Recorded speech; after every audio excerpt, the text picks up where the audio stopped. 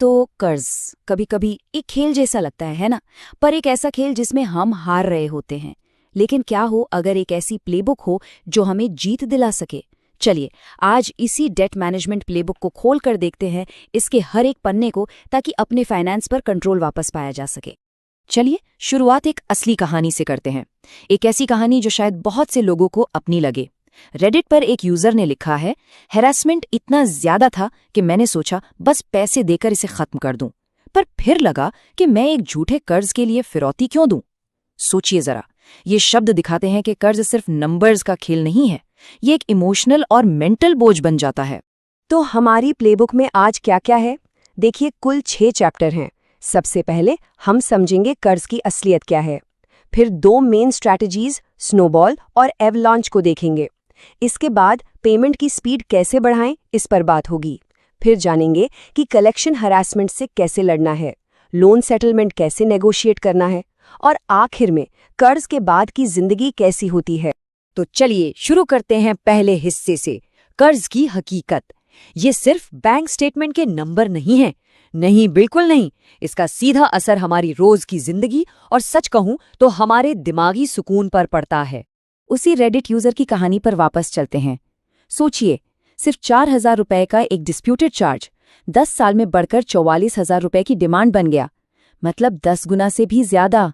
और इसका नतीजा, क्रेडिट स्कोर तो बर्बाद हुआ ही, साथ में लगातार हरासमेंट झेलना पड़ा। ये एक परफेक्ट एग्जाम्पल है कि कैसे एक छोटी सी चिंगारी आग बन सकती है।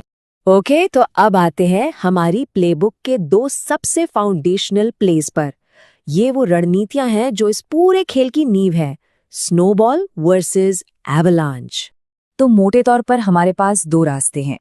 एक है डेट एवलांच, जो सीधा सबसे ज्यादा ब्याज वाली ईएमआईज पर अटैक करता है, और दूसरा है डेट स्नोबॉल, जिसका फोकस पहले छोटे छोटे आसान कर्जों को निपटाने पर होता है।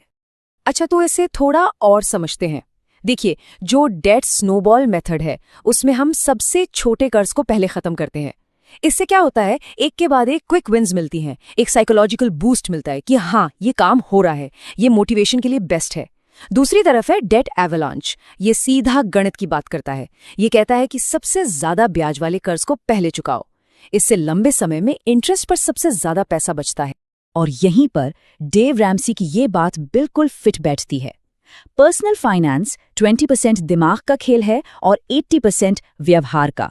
मतलब साफ है, सबसे अच्छी स्ट्रैटेजी वो नहीं जो सिर्फ मैथ्स में अच्छी हो, बल्कि वो है जो किसी के बिहेवियर के लिए काम करे। अगर मोटिवेशन की कमी है तो शायद स्नोबॉल ही ज्यादा काम का है। चलिए अब बेसिक स्ट्रैटेजी से आगे बढ़ते हैं और बात करते हैं कुछ पावर प्लेज की। ये वो तरीके हैं जिनसे हम सीधा प्रिंसिपल अमाउंट पर अटैक कर सकते हैं और पेमेंट प्रोसेस को स्पीड अप कर सकते हैं।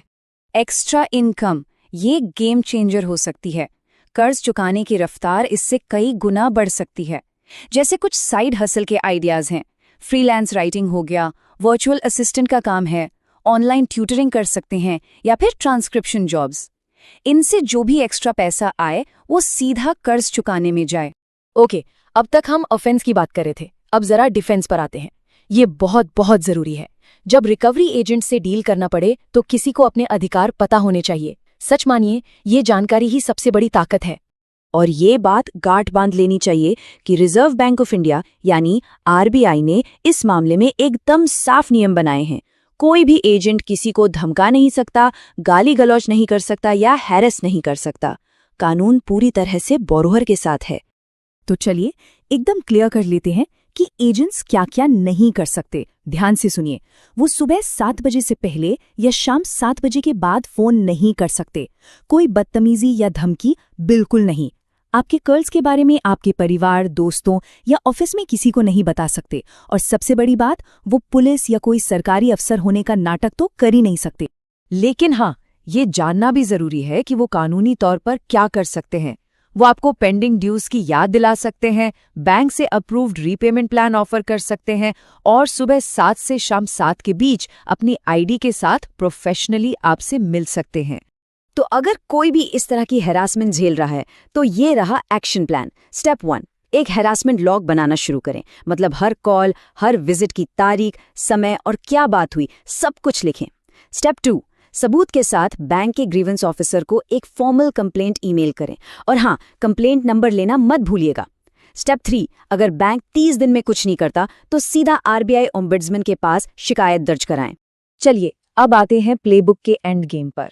ये वो स्टेज है जहां बात लोन सेटलमेंट तक पहुंचती है, और ये समझना बहुत जरूरी है कि जो लोग सच में फाइनेंशियल मुश्किलों से गुजर रहे हैं उनके लिए ये एक पूरी तरह से लीगल ऑप्शन है। तो ये लोन सेटलमेंट होता क्या है आखिर? सिंपल शब्दों में ये बैंक और बोरोवर के बीच एक एग्रीमेंट है। इसमें बोरोवर कुल बकाये का एक हिस्सा चुकाता है और बैंक उस लोन अकाउंट को हमेशा के लिए बंद कर देता है। ये कोई लोन माफी नहीं है, बल्कि मुश्किल हालात में एक कानूनी रास्ता है। सेटलमेंट नेगोशिएट करने का भी एक पूरा प्रोसेस है। सबसे पहले अपनी फाइनेंशियल सिचुएशन को ईमानदारी से समझना होगा। फिर सीधे बैंक के सेटलमेंट डिपार्टमेंट से बात करनी होगी। उन्हें एक फॉर्मल हार्डशिप लेटर सबमिट करना होगा। इसके बाद शुरू होती है सेटलमेंट अमाउंट पर बातचीत।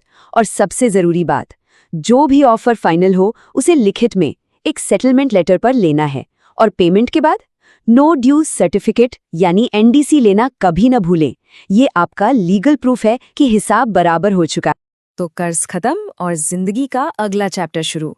लेकिन एक सवाल है जो सबके मन में आता है, सेटलमेंट के बाद मेरे सिबिल स्कोर का क्या होगा? देखिए, ये सच है कि लोन सेटलमेंट से सिबिल स्कोर टेम्पररीली गिरेगा, लेकिन यहाँ एक बहुत बड़ा लेकिन है। इससे आपका अकाउंट डिफॉल्ट की जगह क्लोज्ड मार्क हो जाता है, और इसका मतलब है कि स्कोर की रिकवरी बहुत तेजी से हो सकती है। तो हाँ, ये एक शॉर्ट टर्म हिट है, पर एक लॉन्ग टर्म समाधान के लिए। तो ये थी हमारी पूरी डेट मैनेजमेंट प्लेबुक। हमने ऑफेंसिव स्ट्रैटेजी देखी, डिफेंसिव मूव्स सीखे और एंड गेम को भी समझा। अब आखिरी और सबसे जरूरी सवाल ये है कि किसी की भी